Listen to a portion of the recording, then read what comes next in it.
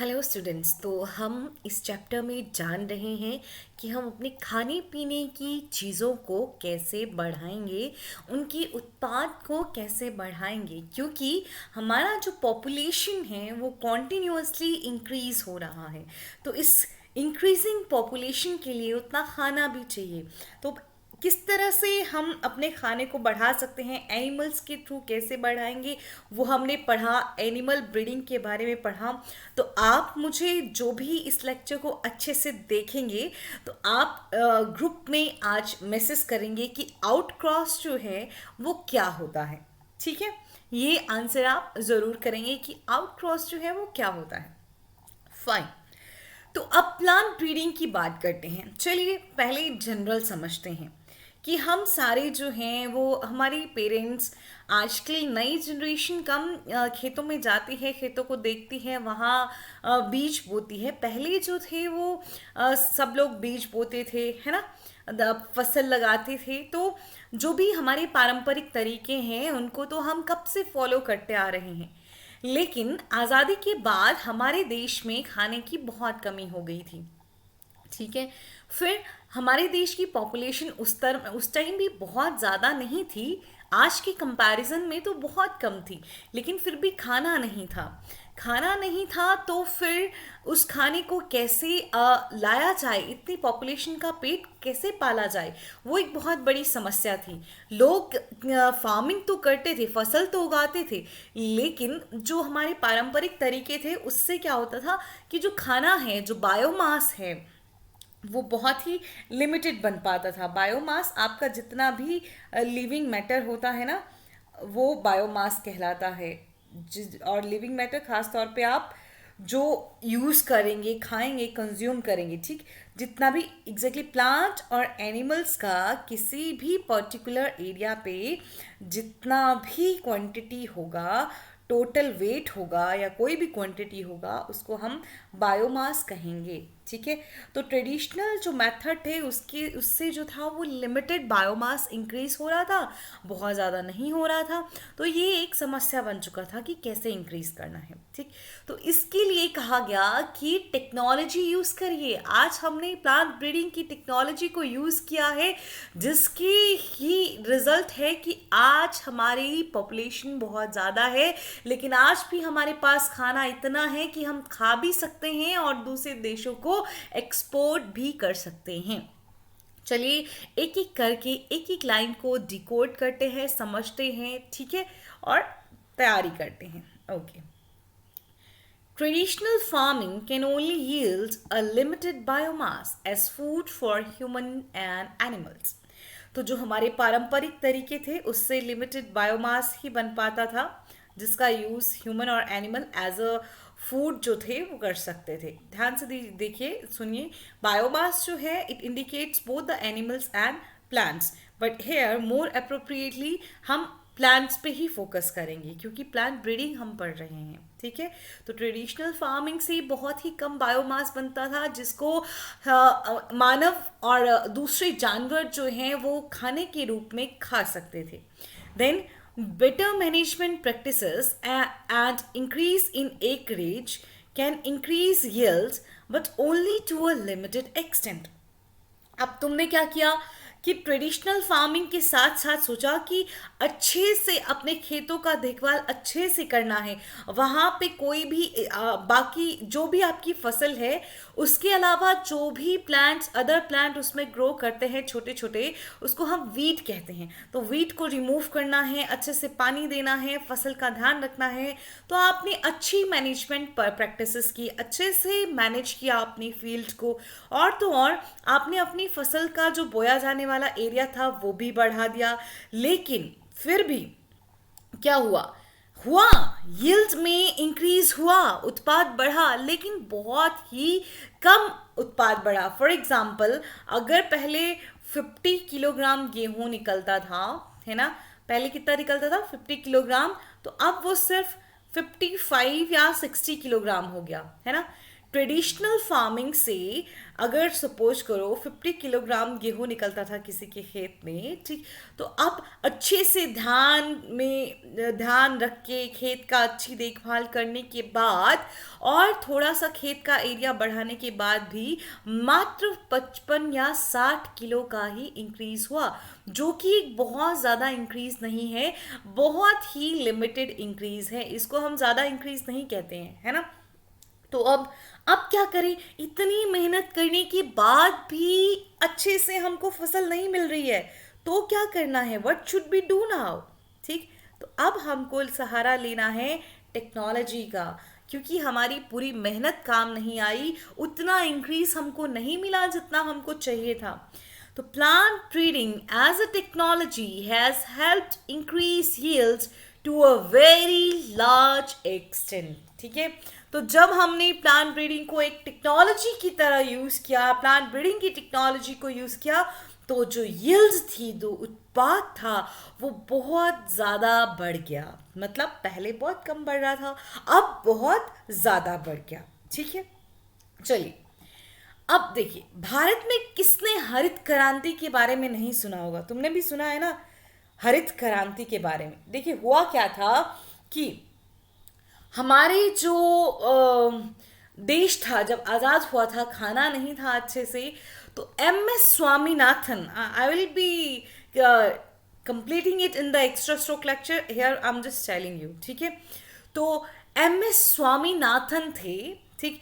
MS Swaminathan जी ने को कहा जाता है father of Indian green revolution. Bharat में हरित क्रांति के जनक कहा जाता है MS स्वामीनाथन को। डॉक्टर बरलॉग होंगे, ठीक है, डॉक्टर नॉर्मन ई बरलॉग, ठीक, उनको पूरे वर्ल्ड का ग्रीन रेवोल्यूशन का फादर कहा जाता है। मेक्सिको से थे, मेक्सिको में भी यही हालात थे, लेकिन डॉक्टर नॉर्मन बरलॉग ने प्लांट ब्रीडिंग को यूज़ करके नई नई वैरायटी तैयार कर दी, नए नए जो थे वो प्लांट्स तैयार कर दिए, जो कि बीमारी से भी लड़ पाते थे, जो कि सूखे में भी खड़े रह सकते थे।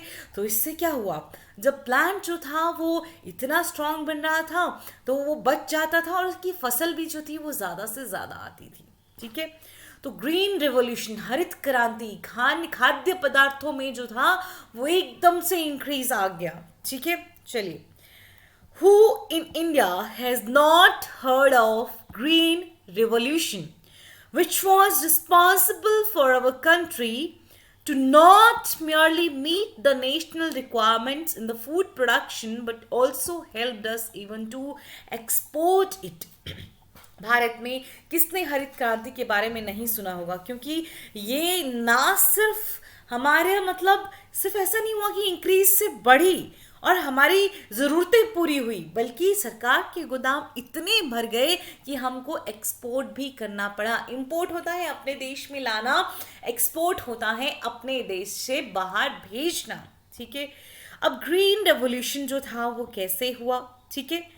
Green Revolution was dependent to a large extent on plant breeding techniques for development of high yielding and disease resistant varieties in wheat, rice and maize etc. तो ग्रीन रेवोल्यूशन भी प्लांट ब्रीडिंग की ही technology पे, उसी की technique पे base था। और green revolution में कैसी वेराइटीज़ को बनाया गया, गेहूँ, चावल, मक्का, व्हीट, राइस, मेज की ऐसी वेराइटीज़ को बनाया गया वो जो जिनमें की ज़्यादा से ज़्यादा जो थे वो दाने लगते थे, जिनकी यील्ड ज़्यादा थी और वो डिजीज रेजिस्टेंट थी। इस पॉइंट को भूलिएगा नहीं। ग्रीन रेवोल्यूशन ने भी प्लांट ब्रीडिंग का सहारा लिया, व्हीट, राइस, मेज की ऐसी वेराइटीज़ को बनाया जिनकी यील्ड हायर थी और डिजीज रेजिस्टेंट थी। तो ये जो हमारी फसलें हैं, फसलों में जो वृद्धि हुई उसी को हम ग्रीन रेवोल्यूशन कहते हैं, ठीक है। अब देखिए, the plant breeding is the purposeful manipulation of plant species in order to create desired plant types that are better suited for cultivation, give better yields and are disease resistant.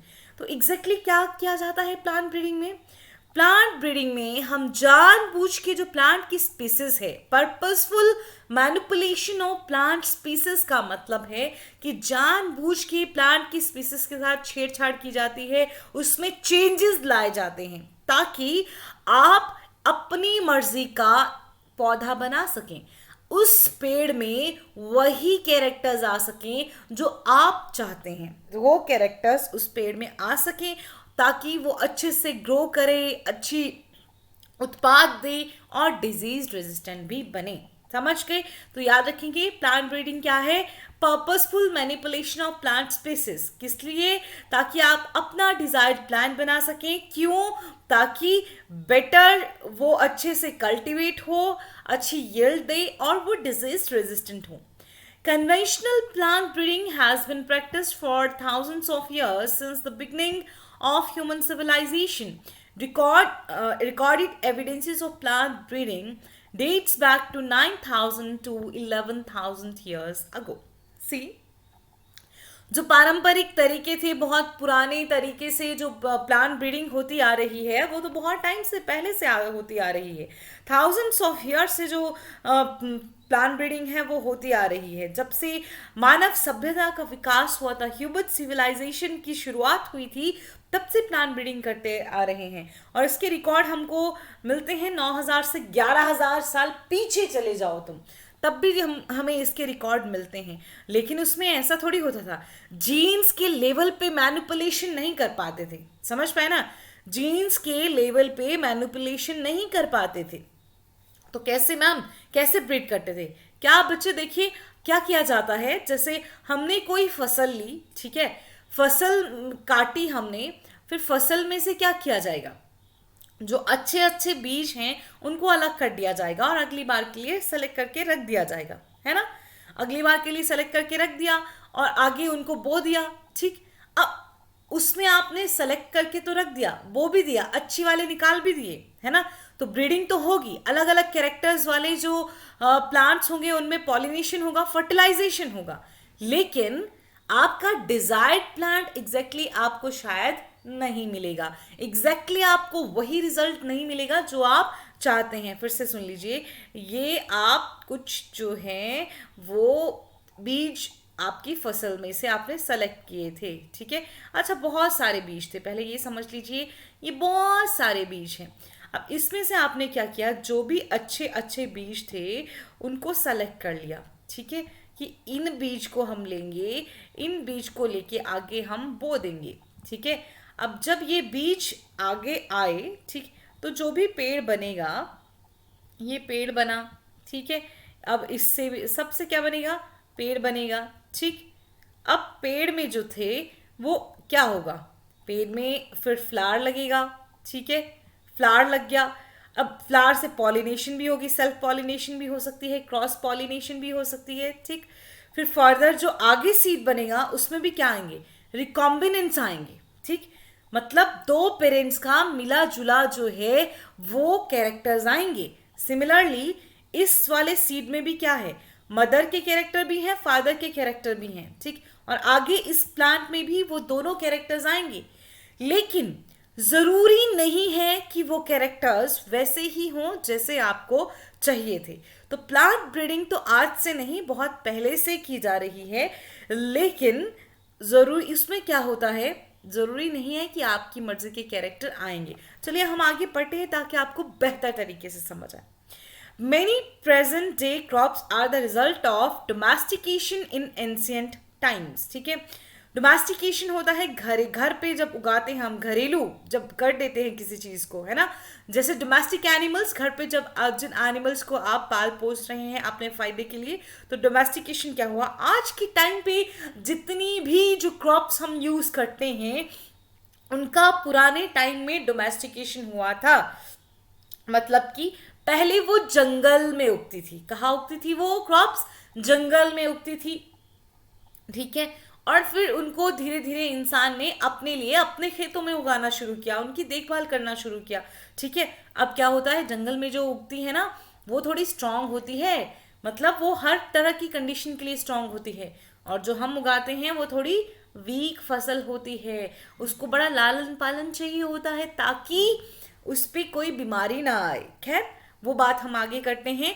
अभी हमने क्या सीखा कि जितनी भी फसलें हम आज यूज कर रहे हैं, उगा रहे हैं, उनको पुराने टाइम में जंगल से ही लाके अपने यहाँ ग्रो किया गया था, उनका डोमेस्टिकेशन किया गया था। तो पुराने टाइम में डोमेस्टिकेशन हुआ था जिन फसलों का, वही आज भी हम यूज कर रहे हैं। चलिए, टुडे ऑल अवर मेजर, अब पूछते हैं what is plant breeding. Exactly plant breeding क्या है?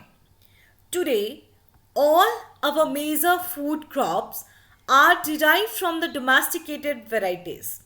अब ये भी हमने अभी अभी पढ़ा कि आज हमारे जितना भी फूड क्रॉप्स हैं वो डोमेस्टिकेटेड वेराइटीज से आता है ना। Classical plant breeding involves crossing और hybridisation of pure lines followed by artificial selection to produce plants with desirable trait of higher yield, nutrition and resistant to diseases. तो क्या किया जाएगा? जो क्लासिकल प्लांट ब्रीडिंग होती है, मतलब जनरली जो हम प्लांट ब्रीडिंग करते हैं उसमें क्या किया जाएगा, चलिए बताते हैं। ठीक है, अब एक जो आपका प्लांट है उसमें ये कैरेक्टर है, ठीक है, दूसरा जो है उसमें ये ट्रेट्स हैं। ठीक, अब आपने क्या लिया, ये भी एक प्योर लाइंस चलती आ रही है। ठीक है, प्योर लाइंस, इनका क्या करेंगे आप, इनको जो है आप सेलेक्ट करेंगे। ठीक, फिर इनकी कॉपीज बना देंगे, बहुत सारी प्योर लाइंस क्रिएट कर देंगे। आपको पता है ना प्योर लाइन क्रिएट करने के लिए क्या करना चाहिए, इस वाले प्लांट को इसी वाले प्लांट के जैसे जो प्लांट होगा, मतलब इसी की तरह जीन्स वाला जो प्लांट होगा उसी के साथ क्रॉस करवाएंगे, ताकि ए बस यही जीन खुद को रिप्रेजेंट करे, है ना।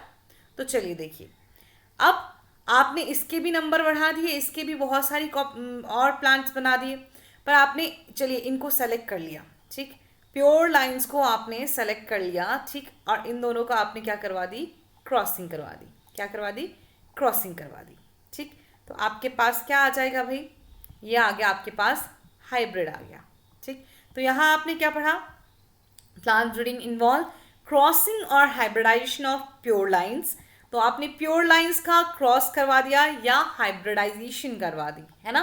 क्रॉस और हाइब्रिडाइजेशन मतलब दो अलग अलग स्पीसीज को जब आप क्रॉस करवाते हैं तो उसको हम क्या बोलते हैं, ये दो अलग अलग वेराइटीज को आप क्रॉस करवाते हैं तो क्रॉसिंग या हाइब्रिडाइजेशन। फिर उसके बाद इनकी जितनी भी प्रोजेनी आएगी, ठीक, उसको, अब ये एक प्रोजेनी आई, ऐसी दूसरी आएगी और ज़्यादा आ सकती है, बहुत सारी प्रोजेनी आएगी, ऐसी एक थोड़ी आएगी, बहुत सारी प्रोजेनी आएगी। ठीक है, तो अब क्या करेंगे, followed by artificial selection to produce plants with desirable traits of higher yield. जो भी इनकी प्रोजेनी आई, जैसे ये प्लांट आया एक, ठीक है, ये एक प्लांट आया, ठीक, और ये भी एक प्लांट बना, तीसरा भी क्या बना, एक प्लांट बना। ठीक है, अब इस प्लांट में आप देखेंगे, इन सब प्लांट्स में आप चेक करेंगे कि आपके डिजायरेबल ट्रेट्स जो हैं वो कौन से वाले में हैं, कौन सा है जो हायर यील्ड दे रहा है, कौन सा है जो अच्छा न्यूट्रिशन दे रहा है, किसमें डिजीज के लिए रेजिस्टेंट ज़्यादा है। सपोज करो आपने ये सेलेक्ट कर लिया, ठीक, अब ये सेलेक्ट कर लिया तो आप आगे इसी का यूज़ करेंगे, इसी के सीड्स को आगे यूज़ करेंगे और आपको क्या मिलेगा, फिर अच्छा यील्ड मिलेगा, हायर क्वालिटी मिलेगी, है ना, तो रेजिस्टेंस मिलेगा डिजीजेस से। तो देखिए, तो क्लासिकल ब्रीडिंग में क्या हो गया, क्रॉसिंग और hybridisation of pure lines.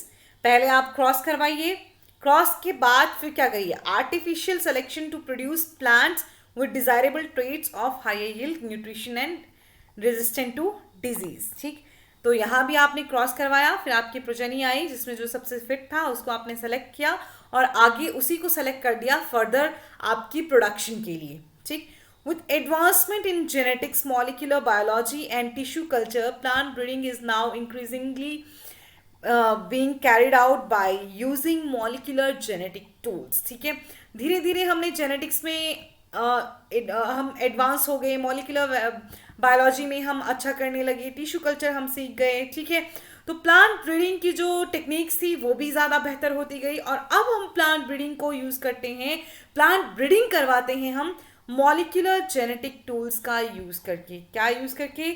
Molecular genetic tools का यूज़ करके जो है हम प्लांट ब्रीडिंग करवाते हैं। एग्जैक्टली प्लांट ब्रीडिंग में सिंपल सी भाषा में हम कहें तो आपने क्या किया, सिर्फ क्रॉसिंग करवाई दो प्लांट्स की, ठीक है, और या हाइब्रिडाइजेशन करवाई प्योर लाइंस की, और उसके बाद आपने देखा कि कौन सा है जो आगे उनकी प्रजननी जितनी भी आई, आपने उसमें से क्या किया, आर्टिफिशियल सिलेक्शन किया, खुद से सेलेक्ट किया ताकि अच्छे प्लांट्स जो हैं उसके आगे अच्छे प्लांट्स आए। समझ गए आप? चलिए आगे अब हम पढ़ते हैं कि आगे क्या हुआ। ठीक, सम अप करेंगे ताकि आपको बेहतर से समझ आए। If we were to list the traits or characters that breeders have tried to incorporate into crop plants, the first we would list would be, देखिए, अगर हम सबसे पहले कोशिश करते हैं कि आप क्या चाहेंगे, अगर आप फसल उगाएंगे, अपने आप को रख के देखिए, आप एक ब्रीडर हैं। ब्रीडर कौन होता है? जो भी ब्रीडिंग एक्सपेरिमेंट करवाएगा वो ब्रीडर होता है। तो आप एक ब्रीडर हैं, आपको कहा गया कि आप अपनी फसलों में क्या क्या चाहते हैं। तो ये वो सारी चीज़ें हैं जो एक ब्रीडर अपनी फसलों में चाहता है। सबसे पहले क्या होगा, आप भी कहेंगे कि हमारी फसल का जो उत्पाद है वो ज़्यादा हो और उसकी क्वालिटी भी इम्प्रूव्ड हो। तो increase crop yields and improved quality. दूसरा, increase tolerance to environment stresses. दूसरा आप कहेंगे कि जो भी वातावरण में, हमारे इन्वायरमेंट में जिस तरह का भी कंडीशंस होती हैं उसके लिए हमारी फसलें थोड़ी सहनशील हो जाएं, थोड़ी टॉलरेंट हो जाएं। ऐसा नहीं हुआ कि गर्मी आई और वो एकदम ख़त्म हो गई, सूखा में ख़त्म हो गई, ज़्यादा पानी आ गया तो ख़त्म हो गई। तो इन्वायरमेंट कंडीशंस के लिए जो हैं वो हमारी फसलें तैयार हों, जैसे salinity, extreme temperature and drought. Resistance to pathogen, बीमारियों से भी उनका बचाव हो, फंजाई, बैक्टीरिया और वायरसेस से भी उनका बचाव हो। Increase tolerance to insect pest would be on our list too. देखिए, पेस्टिसाइड्स जो पेस्ट जो होते हैं, पेस्ट और इंसेक्ट जो होते हैं, कीड़े मकोड़े जो फसलों को लगते हैं, उनके लिए भी फसलें टॉलरेंट हो जाएं। तो ये वो सारी चीज़ें हैं जो एक ब्रीडर सोचता है ब्रीडिंग करते टाइम, ये उसको अपनी फसल में चाहिए होता है। ठीक है, अब plant breeding programs are carried out in a systematic way worldwide in government institution and commercial companies। तो बहुत ही एक सिस्टमैटिक तरीके से जो है वो प्लांट ब्रीडिंग प्रोग्राम्स को करवाया जाता है, गवर्नमेंट संस्थानों में भी करवाया जाता है और प्राइवेट जो कंपनीज होती हैं, कमर्शियल कंपनीज होती है, उनमें भी करवाया जाता है। And the main step in breeding a new genetic variety of a crop are, अब आगे जो हैं वो नए स्टेप्स जो हैं वो दिए गए हैं। सबसे पहले हो गया collection of variability. Collection of variability, तो सबसे पहले आप क्या करेंगे? सबसे पहले तो आपको एक क्या चाहिए, क्रॉप चाहिए, है ना? तो आप उस क्रॉप के जो रिलेटेड क्रॉप मतलब जो भी फसल आपको उगानी है, ठीक है, अब उसकी जो रिलेटेड स्पीसीज होंगी, वैरायटीज होंगी, जो भी होगा, आप उन सब को कलेक्ट करेंगे। वाइल्ड वैरायटीज को भी कलेक्ट करेंगे, वाइल्ड रिलेटिव्स को भी कलेक्ट करेंगे। क्यों? आप ढूंढने की कोशिश करेंगे कि किसमें, इसकी कौन से रिश्तेदार में वो कैरेक्टर है जो मैं चाहता हूँ। एज अ ब्रीडर आप देखेंगे कि ये जो फसल है इसकी कौन से रिश्तेदार में वो कैरेक्टर है, किस वैरायटी में, किस वाइल्ड स्पीसीज में वो कैरेक्टर है जो मैं इस फसल में भी चाहता हूँ। ठीक, तो इसके लिए आप बहुत सारी वैरायटीज़ को, बहुत सारे जो इसके वाइल्ड रिलेटिव्स होंगे उनको इकट्ठा कर देंगे। तो ये सारा इकट्ठा हम क्या बोलेंगे, जर्म प्लाज्म कलेक्शन। ये सारा क्या हो जाएगा, जर्म प्लाज्म कलेक्शन। चलिए देखिए, genetic variability is the root of any breeding program. कोई भी ब्रीडिंग प्रोग्राम का जो मेन जड़ होगी वो जेनेटिक वेरिएबिलिटी होगी। In many crops pre existing genetic variability is available from wild relatives of the crops. देखिए, अब जो घर में हम बो रहे हैं वो हमारा डोमेस्टिक फसल है, लेकिन वैसी ही वैरायटी कहीं ना कहीं अपने आप वाइल्ड में ग्रो करती होगी। ठीक है, तो उसको हम क्या बोलते हैं, वाइल्ड रिलेटिव ऑफ क्रॉप। तो जो आज कुछ जो है एक कैरेक्टर आपकी डोमेस्टिक फसल में नहीं है, वो कहीं ना कहीं उसकी पहले से मौजूद जो वाइल्ड रिलेटिव में है, वाइल्ड रिलेटिव है, उसमें वो कैरेक्टर मिल सकता है। ठीक है, तो बहुत सारी जो प्री एग्जिस्टिंग जेनेटिक वेरिएबिलिटी होती है वो हमको किसी भी क्रॉप के वाइल्ड रिलेटिव्स में देखने को मिलती है। तो collection and preservation of all the different wild varieties, species and relatives of cultivated species is prerequisite for effective exploitation of natural genes available in the population। ठीक है, अब देखिए बोल रहे हैं कलेक्ट करिए और प्रिजर्व करिए। बिल्कुल, जितनी भी डिफरेंट डिफरेंट वाइल्ड वेराइटीज हैं, स्पीसीज हैं, या फिर कोई भी रिलेटेड स्पीसीज हैं, कल्टिवेटेड स्पीस जो आप कल्टिवेट कर रहे हैं स्पीसीज, उसके जो भी वेराइटीज हैं, जो भी स्पीसीज हैं, जो भी रिलेटिव्स हैं, उनको कलेक्ट करिए और प्रिजर्व करिए। फिर अच्छे से उनका देखिए, followed by evaluation for their characteristic. अच्छे से उनके कैरेक्टर्स की इवैल्यूएशन भी करनी है, उसमें से सेलेक्ट भी करना है कि आपको कौन सा कैरेक्टर चाहिए, है ना। तो पर कलेक्शन और प्रिजर्वेशन और उनका इवैल्यूएशन जो है वो बहुत ज़रूरी होता है प्लांट ब्रीडिंग के लिए, क्योंकि जिस भी वैरायटी में, जिस भी स्पीसीज में आपको अपने डिजायर्ड जीन मिलेगी, उस डिजायर्ड जीन को आप उस स्पीसीज से निकाल के अपनी कल्टीवेटेड स्पीसीज में डाल देंगे। तो आप यूज करेंगे रिकॉम्बिनेंट डीएनए टेक्नोलॉजी का। किसका यूज करेंगे? रिकॉम्बिनेंट डीएनए टेक्नोलॉजी का यूज करेंगे। तो क्या समझे कि genetic variability plant breeding program का जड़ है, लेकिन उनको कलेक्ट करो पहले, जीन्स को, जीन्स की वेरिएशंस को कलेक्ट करो। तो जीन्स में वेरिएशन कहाँ कहाँ मिलेगी? जो भी आपकी क्रॉप है जिसको आप कल्टीवेट कर रहे हैं, उसके वाइल्ड रिलेटिव्स को देखो, बाकी की स्पीसीज को देखो, बाकी की वेराइटीज को देखो, उनमें आपको कहीं ना कहीं वो जेनेटिक वेरिएबिलिटी नजर आएगी। अब उनको कलेक्ट करो, प्रिजर्व करो और देखो इन सारी स्पीसीज में से कौन सी है जिसमें आपको अपने डिजायर्ड कैरेक्टर मिल रहे हैं। ये सारी चीजें करना जरूरी है ताकि आप सही तरीके से नेचुरल जो जीन्स हैं उनका एक्सप्लॉयटेशन कर पाएं। एक्सप्लॉयटेशन का मतलब यही नहीं है कि आप उनको ख़त्म कर रहे हैं, उनका जैसे आपको यूज़ करना है उस तरह से यूज़ कर पाएं। The entire collection of plant और seed having all the diverse alleles for all genes in a given crop is called germplasm। तो आपकी जो क्या है जीन्स, ये क्रॉप है, ठीक, इसके लिए जितने भी जेनेटिक वेरिएशंस आपने देखे, ठीक, अलग अलग इसके रिलेटिव्स लेके आए आप, अलग अलग रिलेटिव्स लेके आए, ठीक है। तो इस पर्टिकुलर प्लांट में पाए जाने वाली जीन्स हैं, उन सब के रिलेटिव्स जो हैं आप, मतलब उन सब की वेरिएशंस जो हैं आपको इसके इन रिलेटिव्स में नज़र आ रही है, इन वेराइटीज़ में नज़र आ रही है, ठीक।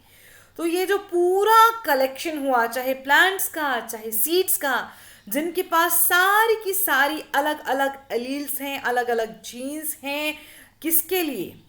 जो क्रॉप आपने बोई है उसके लिए, ठीक।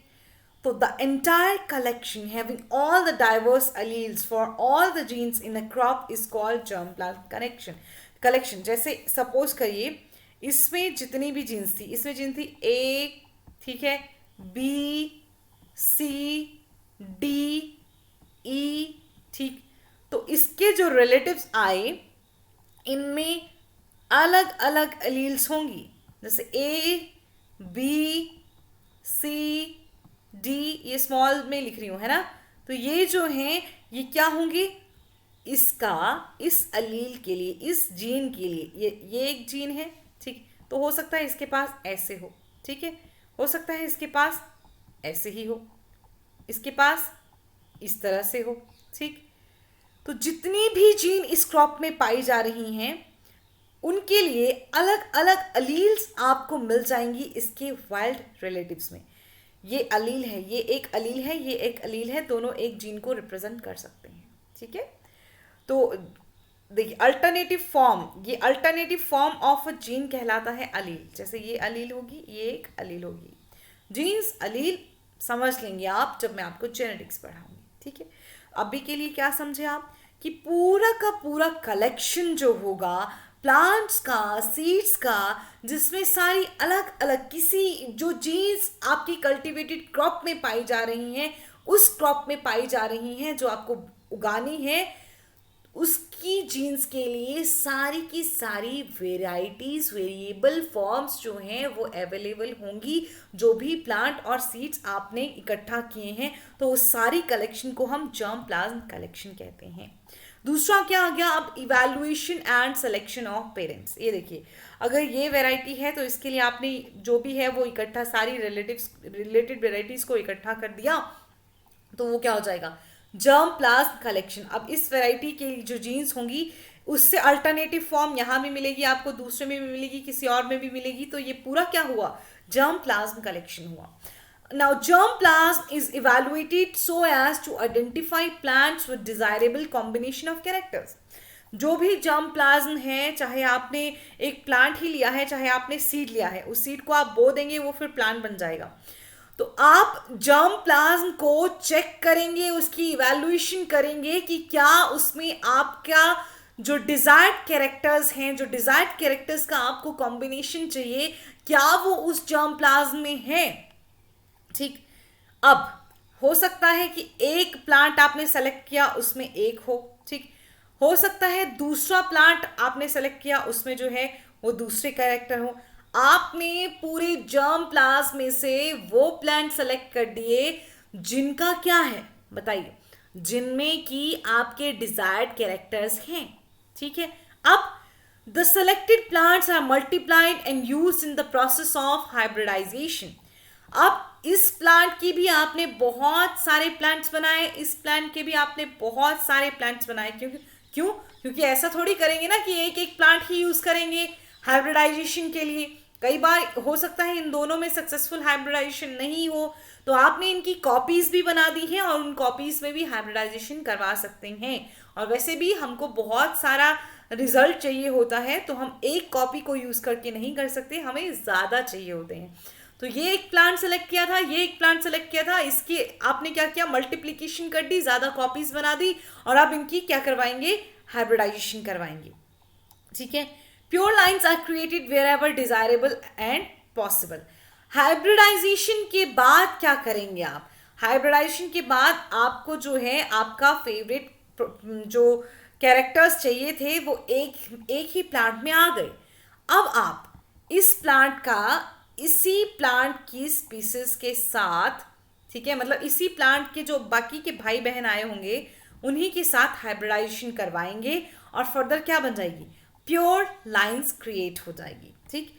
तो जर्म प्लाज्म को की इवैल्यूएशन की, फेवरेट प्लांट को सेलेक्ट किया, उनकी मल्टीप्लिकेशन की, उनका हाइब्रिडाइजेशन किया और आगे उनकी प्योर लाइंस को बना दिया गया। अब cross hybridization among the selected parents, मैंने आपको पहले भी बता दिया हालांकि, ठीक है, यही चीज आगे बता रहे हैं। The desired character have very often to be combined from two different parents. देखिए बहुत बार क्या होता है, दो अलग अलग पेरेंट्स आपको सेलेक्ट करने होते हैं। For high protein quality of one parent में need to be combined with desired resistant from another parent. हो सकता है एक प्लांट में जो है अच्छा प्रोटीन है, हो सकता है दूसरे में जो है वो क्या है, डिजीज रेजिस्टेंट है। This is possible by cross hybridizing the two parents to produce hybrids that genetically combine the desired characters in one plant. तो इसमें क्या हुआ, क्रॉस हाइब्रिडाइजेशन आपने करवाई, दोनों पेरेंट्स के से जो स्पीसीज आई उसको हमने क्या बोला, हाइब्रिड बोला। और ये हाइब्रिड में जो है वो जीन्स क्या होंगी, इकट्ठा होंगी और एक ही प्लांट में आ जाएंगी। पीछे भी हालांकि मैंने आपको यही बता दिया, लेकिन इसमें क्या हो सकता है, ज़रूरी नहीं है दो डिफरेंट प्लांट हैं, ठीक। हो सकता है कि एक ही प्लांट है, ठीक है। क्या हो सकता है यहाँ पे, हो सकता है कि एक ही प्लांट है और आप एक ही प्लांट की को जो है क्या करवा रहे हैं, उसी सेम प्लांट की जेनेटिक, जो उसी सेम प्लांट का जो भाई बहन होगा, ठीक है, दूसरा कोई अलग प्लांट नहीं ले रहे हैं, अलग जीन्स वाला प्लांट नहीं ले रहे हैं, उसी प्लांट का सेम ले रहे हैं, ठीक, सेम पार्ट ले रहे हैं, ठीक। तो उसी के साथ जो है आप हाइब्रिडाइजेशन करवा रहे हैं। क्रॉस हाइब्रिडाइजेशन कब होती है, जब एक आप प्लांट ले रहे हैं और उससे अलग कुछ वेराइटी का आप दूसरा प्लांट ले रहे हैं, तब उसको हम क्रॉस हाइब्रिडाइजेशन कहते हैं। अगर ये लेक्चर समझ नहीं आएगा तो मुझे आप टेक्स्ट कर दीजिएगा पर्सनली, जो मेरा अगर नंबर आपके पास है तो आप मैसेज कर देंगे कि मैम थोड़ा सा प्रॉब्लम हुआ है समझने में, तो क्या आप फिर से समझा देंगे, या फिर मैं आपको जो आपका लाइव सेशन चलेगा उसके दौरान भी बता दूंगी, लेकिन कोशिश करिए कि आपको समझ आ जाए, ठीक है। तो ये समझ गए आप कि जर्म प्लाज्म जो आपने इकट्ठा किया था उसकी वैल्यूएशन की जाएगी। फिर जो भी अगर आपने सेलेक्ट किया, एक प्लांट आपने सेलेक्ट किया, उसमें आपको अपने जो भी कैरेक्टर्स हैं वो मिल रहे हैं, फिर आपने उसकी क्या करवा दी, हाइब्रिडाइजेशन करवा दी, ठीक है। अब प्योर क्या बना देंगे, उसके बाद प्योर लाइंस बना देंगे, ठीक। कई बार क्रॉस हाइब्रिडाइजेशन करवानी पड़ती है। क्रॉस हाइब्रिडाइजेशन में दो वेराइटीज अलग अलग रहती हैं, मतलब हो सकता है कि एक प्लांट में जो है वो प्रोटीन अच्छी हो, दूसरे में जो है वो डिजीज रेजिस्टेंस अच्छी हो। वेराइटीज में भी सेम हो सकती हैं, स्पीसीज सेम हो सकती है ना, वेराइटीज सेम हो सकती है, लेकिन प्लांट अलग अलग होंगे। क्यों अलग अलग होंगे, क्योंकि एक ही प्लांट में आपको दोनों कैरेक्टर्स नहीं मिले हैं। आपको एक कैरेक्टर एक प्लांट में मिला है, दूसरा कैरेक्टर दूसरे प्लांट में मिला है, इसके लिए आपको क्रॉस हाइब्रिडाइजेशन करानी पड़ेगी, ताकि उनको क्रॉस हाइब्रिडाइजेशन करवा के जो हाइब्रिड आएगा उसमें दोनों पेरेंट्स के कैरेक्टर शामिल हों, ठीक है। This is very time consuming and tedious process, since the pollen grains from desirable plant chosen as male parent have to be collected and placed on the stigma of the flower selected as a female parent. आपको अपना second chapter याद है जो आपने पढ़ा था, जिसमें आप आर्टिफिशियल हाइब्रिडाइजेशन करवा रहे थे, ठीक है। सेकंड चैप्टर में हमने पढ़ा था इमैस्कुलेशन करवाना है, बैगिंग करवानी है, रीबैगिंग करवानी है, तो वही वाला प्रोसेस है ब्रीडिंग का, वही प्रोसेस हम कर रहे हैं ब्रीडिंग के लिए, है ना। तो उसमें अभी हम जीन्स के लेवल पे पूरी तरह से गए भी नहीं हैं, ठीक, गए भी हैं और पूरी तरह से गए भी नहीं हैं, ठीक। तो अब ये जो पूरा प्रोसेस होता है बहुत टाइम कंज्यूमिंग होता है। क्या आपको पॉलन ग्रेन को सेलेक्ट करना है, फिर आपको अपना इमैस्कुलेशन करना है, फिर उसके बाद आपको स्टिग्मा जो है उसको रैप कर देना है, फिर पॉलन ग्रेन को लेके आना है स्टिग्मा पे। तो ये पूरा जो प्रोसेस है ये बहुत टाइम कंज्यूमिंग और बहुत ही टीडियस, मतलब वही लंबा चौड़ा चलने वाला प्रोसेस है। Also, it is not necessary that the hybrids do combine the desirable character. Usually, only 1 in few hundred to 1,000 crosses show the desirable combination. देखिए क्या कहते हैं कि अब ये भी ज़रूरी नहीं है कि हाइब्रिडाइजेशन के बाद जो हाइब्रिड वाली प्रोजेनी आएगी उसमें सारे के सारे कैरेक्टर्स जो हैं हमारे डिज़ायरेबल कैरेक्टर्स का कॉम्बिनेशन जो है वो हमें मिलेगा, बल्कि 100 से 1000 में से किसी एक में ही हमको हमारे डिज़ायरेबल कॉम्बिनेशन मिलते हैं। तो अब क्या करना है, ठीक, ये अब क्या करना है इसके लिए हम बाद में पढ़ेंगे, तो हम क्या कर सकते हैं, ठीक है। चलिए देखिए, selection and testing of superior recombinants, ठीक। This step consist of selecting among the progeny of the hybrids those plant that have desired character combination. अब आपने हाइब्रिडाइजेशन तो करा दी, आगे बहुत सारे प्लांट्स भी आ गए, तो आपने सेलेक्ट करना है उन प्लांट को जो कि जिनमें आपके डिजायर्ड कैरेक्टर्स का कॉम्बिनेशन है। The selection process is crucial to the success of breeding objective and require careful scientific evaluation of the progeny, ठीक। अब ये सिलेक्शन वाला प्रोसेस जो है ये बहुत ही क्रूशियल है, बहुत ही इंपॉर्टेंट है। क्यों, क्योंकि भाई अगर तुम सही तरीके से सेलेक्ट नहीं करोगे तो क्या तुम्हारा ब्रीडिंग का जो उद्देश्य है वो पूरा होगा, नहीं होगा, क्योंकि आपको एक ही प्रोजेनी में अपने डिजायर्ड कैरेक्टर्स का कॉम्बिनेशन चाहिए था। तो आपने सही तरीके से सेलेक्ट किया कि कौन सी वाली प्रोजेनी है जिसमें जो है वो डिजायर्ड कैरेक्टर्स हैं, ठीक। तो अच्छे से आपको केयरफुल साइंटिफिक इवैल्यूएशन भी करना होता है प्रोजेनी का। This step yield plant that are superior to both of the parents, ठीक। अब जो हाइब्रिड आएगा उससे जो आएंगे नए प्लांट, वो मतलब हाइब्रिडाइजेशन के बाद जो नए प्लांट्स आएंगे वो अपने पेरेंट प्लांट से सुपीरियर होंगे। Very often more than one superior progeny plant में बिकम अवेलेबल, ठीक है। कई बार जो है सिर्फ एक सुपीरियर प्रोजेनी नहीं मिलती है हमको, एक से ज़्यादा जो है वो सुपीरियर प्रोजेनीज आई होती हैं, ठीक। दीज अब ये क्या करते हैं, जो भी आपकी सुपीरियर प्रोजेनी आई, these are self pollinated for several generation till they reach a state of uniformity. तो उसको हम कंटिन्यूसली क्या करवाएंगे, सेल्फ पॉलिनेशन करवाएंगे। जो भी हमारा डिजायर्ड कॉम्बिनेशन वाला प्लांट आया है उसके हम सेल्फ पॉलिनेशन करवाएंगे। सेल्फ पॉलिनेशन से क्या होगा, आगे बहुत सारे उसकी जो भी प्रोजेनी आएगी वो सारी की सारी सेम तरह की जीन, सेम तरह की अलील्स वाली होगी और हमको होमोजाइगोसिटी देखने को मिलेगी, so that the characters will not segregate in the progeny. ठीक है, मतलब हम सेल्फ पॉलिनेशन क्यों करवाएंगे, देखिए क्या होता है कि अगर हम क्रॉस पॉलिनेशन करवाते हैं तो आ, एक बार तो हमें डिजायर्ड कैरेक्टर्स मिल जाते हैं, लेकिन अगली बार फिर से अगर हम क्रॉस पॉलिनेशन करवाने की कोशिश करते हैं तो हमारे जो कैरेक्टर्स हैं वो अब फिर से सेग्रीगेट हो जाएंगे, फिर से एक प्लांट में नहीं आएंगे। इसके लिए ज़रूरी है कि हम क्या करें, सेल्फ पॉलिनेशन करें। सेल्फ पॉलिनेशन से जो है वो होमोजाइगोसिटी आती है और वही जीन्स बार बार खुद को रिप्रेजेंट करती रहेंगी। तो जो शुरू में आपने पैराग्राफ पढ़ा था ना कि आपको क्या करना है, आपको डिजायर्ड प्लांट को सेलेक्ट करना है ना, फिर हाइब्रिडाइजेशन करवानी है, फिर प्योर लाइंस बनानी है, वो यही है बेटा। आपने सेलेक्ट किया, अच्छे से इवेल्युएट किया, हाइब्रिडाइजेशन करवाया, हाइब्रिडाइजेशन के बाद भी जो प्रोजेनी आई उसको भी चेक किया कि किसमें जो है आपको डिजायर्ड कॉम्बिनेशन मिल रहा है।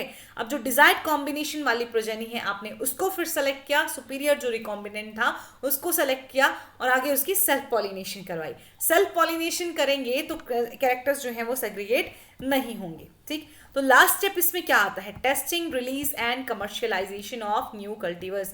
क्योंकि पिछले स्टेप तक आप क्या कर चुके हैं, आप बहुत सारे जो हैं वो अपने डिजायर्ड जो प्रोजेनी है वो ला चुके हैं। ठीक, तो अब क्या होगा, अब जो newly selected lines are evaluated for their yield and other agronomic traits of quality, disease resistant etcetera.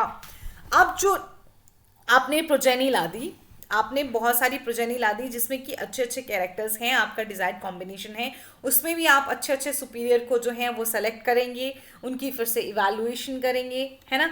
किस चीज़ के लिए इवैल्यूएशन करेंगे कि क्या ये अच्छी यील्ड दे रही हैं, क्या इनमें जो हमारी एग्रीकल्चर के लिए जो अच्छे ट्रेट्स होने चाहिए, अच्छी क्वालिटी होनी चाहिए वो है, क्या इनमें डिजीज रेजिस्टेंट है।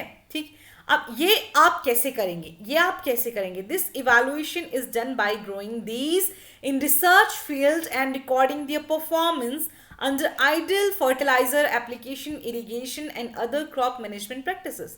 तो ये करने के लिए आपकी रिसर्च फील्ड होती हैं, जो लोग रिसर्च करते हैं उनके खेत रिसर्च के लिए अलग ही होते हैं। ठीक, तो वहाँ आप उनको उगाएंगे, जो भी सीड आपको मिले हैं, जो भी आपने छोटे छोटे चाहे प्लांट्स लाए हैं या सीड्स लाए हैं, आप उनको जो हैं आगे रिसर्च फील्ड में ग्रो करवाएंगे, उनकी परफॉर्मेंस को चेक करेंगे। क्या करेंगे, जितना आपको उनको फर्टिलाइजर्स देने हैं, खाद देनी है, उतना आप खाद देंगे, जितना सिंचाई करनी है उतनी सिंचाई करेंगे। ठीक, जो भी आपको नॉर्मल जो देख रेख करनी है वो देख रेख करेंगे और उस देख रेख के अंडर आप देखेंगे कि वो जो आपने सेलेक्ट की थी प्रोजेनी वो किस तरह से काम कर रही है। The evaluation in research field is followed by testing the material in farmers field। अब रिसर्च फील्ड में जब एक बार काम कर लिया तो उसको अलग अलग देश के अलग अलग कोने में किसानों को दे दिया जाता है, उस फसल को देश के कोने से अलग अलग किसानों को भेज दिया जाएगा। at least 3 growing season at several location in the country representing all the agroclimatic zones where crop is usually grown। ठीक है, अब देखिए टेस्टिंग के लिए किसानों को दिया जाएगा, लेकिन सारे के सारे किसानों को नहीं दिया जाएगा, कुछ एक किसानों को जो दिया जाएगा कि आप टेस्ट करिए कि ये कैसा है, कैसी आपको फसल मिल रही है। तो क्या किया जाएगा, एटलीस्ट 3 ग्रोइंग सीजन तक, मतलब 3 बार उस फसल को अलग अलग सीजन में उगाया जाएगा। मतलब 3 ग्रोइंग सीजन, मतलब अलग अलग सीजन भी नहीं होंगे, सेम सीजन होगा चाहे, पर 3 टाइम उसको ग्रो करवाया जाएगा देश के अलग अलग हिस्सों में। अलग अलग हिस्सों में क्लाइमेट जो है वो अलग अलग तरह का होता है, तो पूरे तरह के क्लाइमेट के लिए 3 ग्रोइंग सीजन तक उस फसल को उगाया जाएगा। ठीक, now the material is evaluated in comparison to the best available local crop cultivar, a check or reference cultivar। अगर वो अच्छे से वहाँ पे फसल ग्रो कर गई, देश के अलग अलग कोने में अगर वो अच्छे से ग्रो कर गई, हो सकता है एक कोने में अच्छे से ग्रो करे, एक में ना करे, है ना, बट जहां भी अच्छे से ग्रो कर गई तो वहां पे फिर क्या बोला जाता है, कैसे आप बोलेंगे कि ये फसल अच्छी है, कैसे उसका इवैल्यूएशन करेंगे? तो क्या फार्मर बताएगा कि पहली वाली फसल से ये प्रॉब्लम आती थी, इस फसल में ये प्रॉब्लम नहीं है, इसका उत्पाद अच्छा है। तो एज अ रेफरेंस आप पिछली वाली फसल को लेंगे, पिछली वाली वैरायटी को लेंगे, और जो नई वैरायटी आई है वो ज्यादा अच्छी होगी तो फिर उसको कमर्शियलाइज कर दिया जाएगा। तो ये होता है प्लांट ब्रीडिंग में। सम अप करने के लिए एक बार बोल देते हैं कि प्लांट ब्रीडिंग में सबसे पहले आपको क्या करना है, जर्म प्लाज्म को कलेक्ट करना है, जिसमें अलग अलग तरह की जीन्स होंगी, अलील्स होंगी, वेरिएबिलिटी होगी। फिर जो भी आप एक प्लांट सेलेक्ट करेंगे या एक सीड सेलेक्ट करेंगे, जो भी आपने सेलेक्ट किया, जिसमें आपके वो फेवरेट कैरेक्टर होंगे जो आपको चाहिए थे, ठीक। फिर आपने वो वाले प्लांट और उसी की तरह सेम जीन्स वाले प्लांट को लेके हाइब्रिडाइजेशन करवा दी। हाइब्रिडाइजेशन से जो भी आगे प्रोजेनी आएगी उसको उसकी प्योर लाइंस बना दी जाएंगी, बिल्कुल, है ना। कई बार हमको एक प्लांट में दोनों कैरेक्टर्स नहीं मिलते हैं, दो अलग प्लांट में हमको कैरेक्टर्स मिलते हैं। जैसे एक में प्रोटीन अच्छी होगी तो दूसरा डिजीज रेजिस्टेंट होगा, तो उन दोनों को हम क्रॉस हाइब्रिडाइजेशन करवाएंगे और जो प्रोजेनी आएगी उसका आगे हम फिर सेल्फ पॉलिनेशन करवा करवा के जो है आगे अपने लिए बहुत सारी फसल इकट्ठा कर लेंगे, ठीक है। और ये काम भी बहुत जो है वो टीडियस होता है, बहुत काम टाइम लगता है। तो आगे हम पढ़ेंगे कि इस टाइम को कम करने के लिए हम क्या कर सकते हैं।